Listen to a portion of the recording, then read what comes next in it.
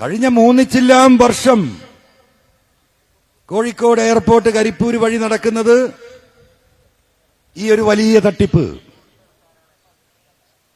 എങ്ങനെയാണ് പോലീസിന് ഇവരെ പിടിക്കാൻ പറ്റുന്നത്? എങ്ങനെയാണ് കസ്റ്റംസിൽ നിന്ന് ഇവർ രക്ഷപ്പെട്ടു പോരുന്നത്?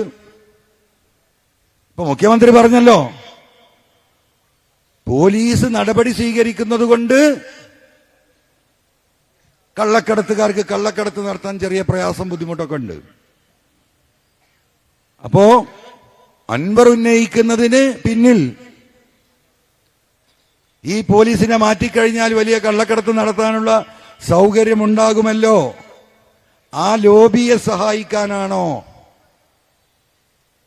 ഈ അൻവർ ഈ വിഷയം ഉന്നയിച്ചത് എന്നതിലേക്ക് കൊണ്ടുവച്ച് നിർത്തിയിരിക്കുകയാണ്. ഞാനതിലേക്ക് വിശദീകരിക്കാം. അപ്പോ ഇങ്ങനെ ഈ വിഷയം നടക്കുന്നു എന്ന് ആവർത്തിച്ച് പൊളിറ്റിക്കൽ സെക്രട്ടറിയെ കണ്ട് ഞാൻ പറഞ്ഞിട്ടുള്ളതാണ്. അദ്ദേഹം പറയപ്പോ MLA തെളിവെന്തെങ്കിലും ഉണ്ടോ? ഞാൻ പറയും എന്റെ കയ്യിൽ തെളിവൊന്നുമില്ല. ഇപ്പോഴത്തെ കാര്യമല്ല, ഒരു 5-8 മാസം മുമ്പത്തെ കാര്യമാണ് പറയുന്നത് കേട്ടോ. പിന്നെ ഈ സാജൻ സ്കറിയയുടെ വിഷയം വരികയും സാജൻ സ്കറിയയെ കേസിൽ കൊടുക്കാതെ രാജ്യദ്രോഹ കുറ്റമായ വയർലെസ് ചോർത്തിയതിൽ പോലും ശക്തമായ നടപടിയെടുക്കാതെ സാജൻ സ്കറിയയെ രക്ഷപ്പെടുത്തി വിട്ടപ്പോഴാണ് എന്റെ കണ്ണുറക്കുന്നത്. അപ്പൊ എനിക്ക് തോന്നി ഇതിലെന്തോണ്ടല്ലോ, ഇതുപോലൊരു രാജ്യദ്രോഹിയെ ഈ ADGP അജിത് കുമാറും ശശിയും കൂടി രക്ഷപ്പെടുത്തുന്നുണ്ടെങ്കിൽ അതിനൊരു കാരണം ഉണ്ടാവുമല്ലോ. ഒരു നന്മയുള്ള ഒരു ഓഫീസർക്കോ ഒരു പൊളിറ്റിക്കൽ സെക്രട്ടറിക്കോ എടുക്കാവുന്ന നിലപാടല്ല അവരെടുത്തത്. അപ്പൊ ആ അന്വേഷണമാണ്. നോക്കുക എന്ത് കഷ്ടം.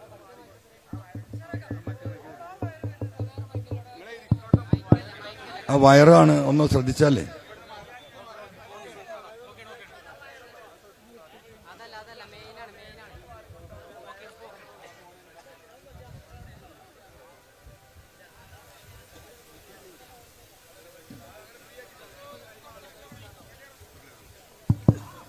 അപ്പോ അങ്ങനെ ആ അന്വേഷണം നടത്തി വരുമ്പോഴാണ്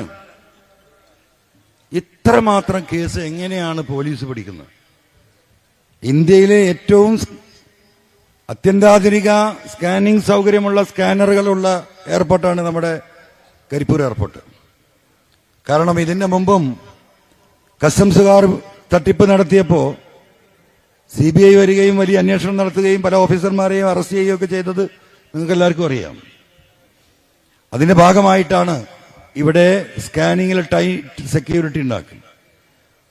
അപ്പൊ ഞാനും വിചാരിച്ചു ഇങ്ങനെ, കാരണം സ്കാനിങ് കഴിഞ്ഞിട്ട് വേണമല്ലോ ഇത് പുറത്ത് കിടക്കാൻ. അപ്പൊ നമ്മൾ ഇന്റർനെറ്റ് വഴി ഏത് ടൈപ്പ് ഓഫ് സ്കാനിങ് ആണ്, മെഷീനാണ് അവിടെ പ്രവർത്തിക്കുന്ന, ജോലി ചെയ്യുന്ന നമ്മളെ സാധാ സഖാക്കളുണ്ട് എയർപോർട്ടിൽ. അവരോട് ഞാൻ പറഞ്ഞു, നിങ്ങൾ ആ സ്കാനറിനൊക്കെ ബാക്കിൽ അതിന്റെ ഡീറ്റെയിൽസ് ഉണ്ടാകുമ്പോൾ അത് ഫോട്ടോ എടുത്ത് കൊണ്ടുവരണം, ആ കമ്പനി ഡീറ്റെയിൽസ് നമുക്കൊന്ന് പരിശോധിക്കാൻ വേണ്ടിയിട്ട്. അങ്ങനെ ആ ഡീറ്റെയിൽസ് കിട്ടിയിട്ട് അതിന്റെ പാരാമീറ്റർ വെച്ച് ഇത് പരിശോധിച്ച് നോക്കുമ്പോൾ ഒരു രക്ഷയില്ല.